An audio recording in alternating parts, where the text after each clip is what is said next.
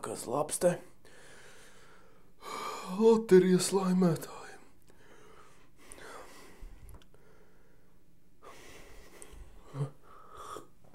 Tā. Aha.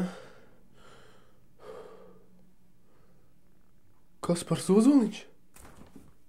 Nē.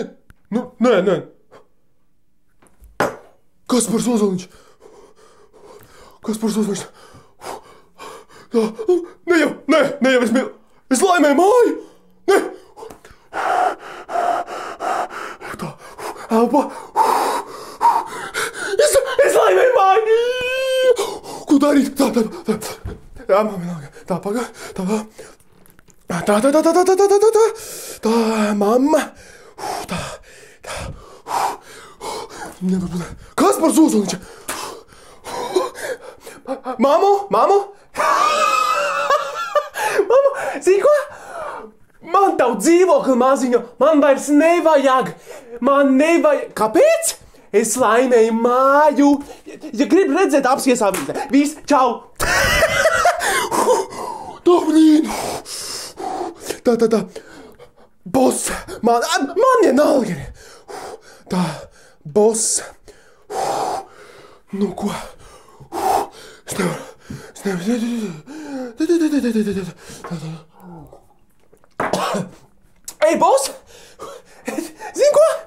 Zini ko? Palaiz grīdu, blin! Man tev vairs nevajag! Vo! Jā, viss! Tā. Ko darīt? Viss. Labdien! Labdien! Es esmu Kaspars Ozoliņš, es laimēju māju. Jā? Jā, jūs laimējāt māju. Jā, kas man jādara tagad būtu? Nu, nekas. Lūdzu. Tas viss? Viss. Tas ir viss. Cik skaista māja, nu. Tā tur būs virtuve, guļamistaba, lielā istaba un bērnu istaba arī tur būs noteikti. Dzīvot te būs prieks.